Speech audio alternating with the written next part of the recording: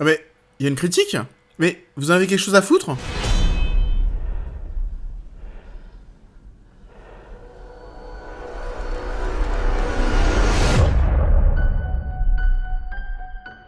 Bonjour à tous, j'espère que vous allez bien, et on se retrouve aujourd'hui pour parler de la fin de cette trilogie, Halloween Ends. Un film, je pense, très peu attendu, c'est vrai, il y a très peu de distribution aussi, même le nom Halloween, et bah ça ne suffit plus. On a déjà parlé des deux précédents volets sur la chaîne, vous savez ce que j'en pense, Halloween Ends, on en parle. Halloween Ends est toujours réalisé par David Gordon Green, réalisateur des deux précédents opus. 4 ans après les événements d'Halloween Kills, Laurie vit désormais avec sa petite fille Allison. Alors qu'elle achève d'écrire ses mémoires, Michael Myers ne s'est pas manifesté dernièrement.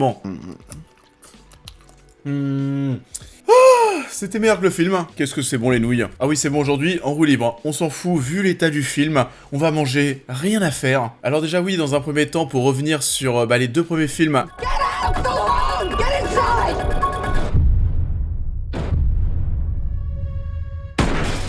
Le retour de la saga en 2018, il me semble, je crois que oui, c'était la première année, ma première année sur YouTube.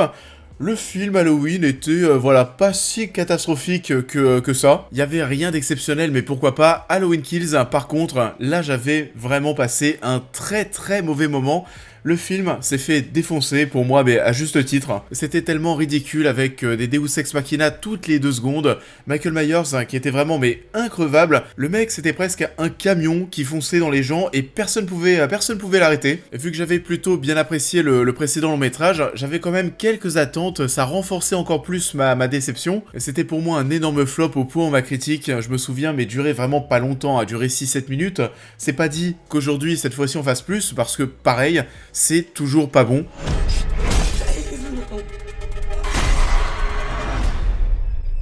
Au-delà du fait que ce soit mauvais, encore une fois, j'ai du mal à trouver des points positifs, ici, encore. En plus, là, je tourne une vidéo, il y a Barça Inter. On n'a pas mieux à faire. Donc, c'est vrai que j'avais pas aimé le deuxième film. Le troisième, je l'attendais, mais pas du tout, j'avais aucun espoir. La seule chose qui pouvait m'intriguer un petit peu, c'était de me dire, voilà, qu'est-ce qu'on va faire de cette fin de trilogie. Et ce sera le dernier de Jamie Lee Curtis. Halloween reviendra très certainement. Maintenant, est-ce que même ce sera Michael Myers ? On sait pas. On est là pour voir cette ultime confrontation entre ces deux personnages. Et allez, on peut dire un petit quelque chose peut-être de positif. C'est vrai que ce troisième long métrage peut un petit peu nous étonner quant à la direction qu'il souhaite prendre. C'est quelque chose qu'on voit pas forcément dès les bandes annonces, mais c'est vrai que Michael Myers est un petit peu aux abonnés absents. C'est pas lui le centre du film. Il met beaucoup de temps à arriver, on va en parler dans quelques secondes, et il y a certaines petites thématiques qu'on va essayer de mettre au cœur de l'histoire, notamment le mal engendre le mal. Cette phrase, c'est un petit peu ce qu'on va essayer de nous faire ressentir dans Halloween Ends. But this time, something feels different. He's more dangerous. Alors oui, c'est peut-être un petit peu moins bébête que le second opus, mais c'est toujours quand même, on va pas se mentir, très con. C'est très poussif, ça met énormément de temps à démarrer. Alors oui, c'est un petit peu en lien avec le fait que Michael Myers arrive très tard dans le film, au bout d'une heure. Mais il n'y a pas que ça, il y a une intro qui est longue, qui met du temps à se mettre en place, qui nous permet d'introduire un personnage qui va être important dans le récit. Et ensuite, pendant 1 heure, c'est les love story, c'est les petites bagarres de rue entre jeunes, c'est Laurie Strode qui est totalement schizophrène que l'on retrouve. On va la voir à la fois totalement tarée en train de parler à sa petite fille, en train de lui parler de ouais faut que tu montres tes nibards, etc. Enfin, la meuf est tarée. Ensuite, tu vas la retrouver dans un supermarché toute mielleuse comme à son premier amour. À la fin, bien sûr, on la retrouve en mode badass.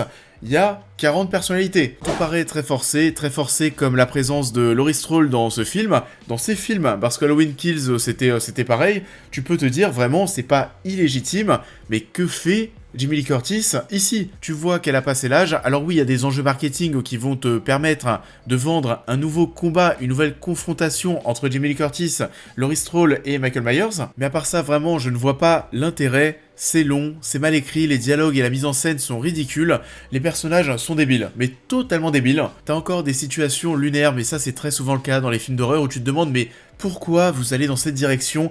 Tout le monde irait là-bas et vous allez là, mais c'est pas possible. À un moment, on a un passage avec des personnages qui courent pour éviter une voiture qui fonce vers eux pour les écraser. Ils n'ont pas d'autre idée que d'aller tout droit et de laisser à la voiture le champ libre. Il y a des voitures, il y a plein de choses sur les côtés, mais allez entre deux voitures, montez sur une voiture, un endroit où on ne peut pas vous écraser, je sais pas. Tout le monde est absolument débile, alors peut-être, oui, un petit peu moins que dans le second opus. D'ailleurs, oui, il y a des personnages qui reviennent des opus précédents, mais je serais incapable même de les retrouver. Voilà, tu t'en fous concrètement, ce casting de cette nouvelle saga, mais aucune attache, aucune personnalité, surtout, je trouve. Vous l'avez compris, il n'y a pas grand-chose d'intelligent, et au niveau de l'horreur de l'aspect horrifique, est-ce que ça fait peur? C'est les questions qu'on se pose à chaque fois.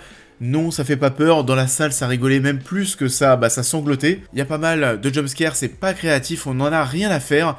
Est-ce qu'il y aura des suites? Alors comme je le disais tout à l'heure, oui, des suites d'Halloween, d'autres films, il y en aura certainement. Là je pense qu'on a vraiment conclu cette trilogie, vu comment ça se termine, je pense. En tout cas, ce qui semble sûr, c'est que c'était le dernier opus de Jamie Lee Curtis, et fort heureusement, parce que bordel, on préfère la voir dans d'autres choses, vivement qu'elle passe d'autres œuvres, d'autres projets, parce que là, Halloween, ouais, on a un petit peu tiré sur la corde.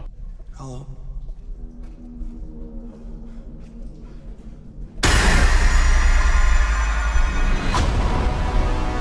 Et ça en est tout pour cette partie sans spoiler. Pour ceux qui vont nous quitter, n'oubliez pas de liker et de partager la vidéo, de vous abonner, de me suivre sur l'intégralité de mes réseaux sociaux. D'autocritique arrive. Et on ouvre une toute petite partie spoilers pour parler de la fin, comment ça se termine. C'est parti, on spoil.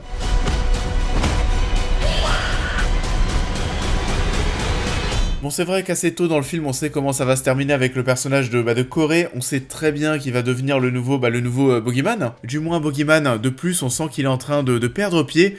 Il y a un petit côté, voilà, qu'on essaye de faire un petit côté de Joker, même si, bon, concrètement, c'est pas vraiment ultra travaillé. Michael Myers, on s'en fout totalement, on le démasque, on nous montre pas son visage, et ça, c'est plutôt cool.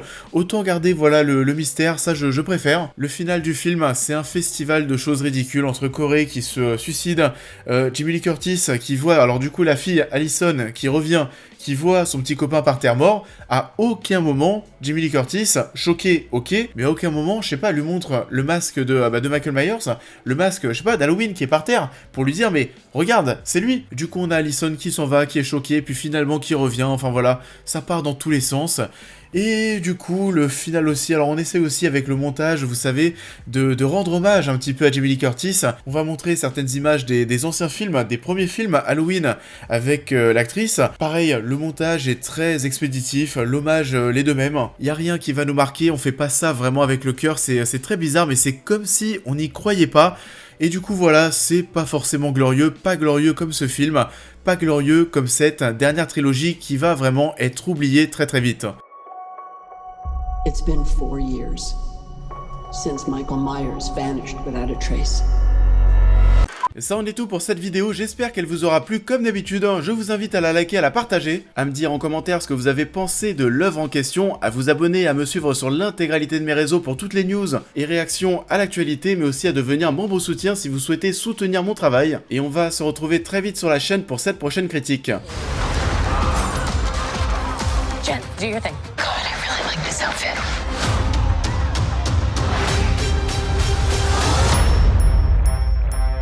I'm not proud of this. Et on va se retrouver dès demain pour parler de She-Hulk, quelque chose de très qualitatif, bien plus qu'Halloween, ou pas, je sais pas, on verra, vous verrez ce que j'en pense. On va aussi évoquer en cette fin de semaine la fin de la série Le Seigneur des Anneaux, il y a donc pas mal de choses, je vous souhaite à tous une très belle continuité de semaine, et je vous dis à très vite.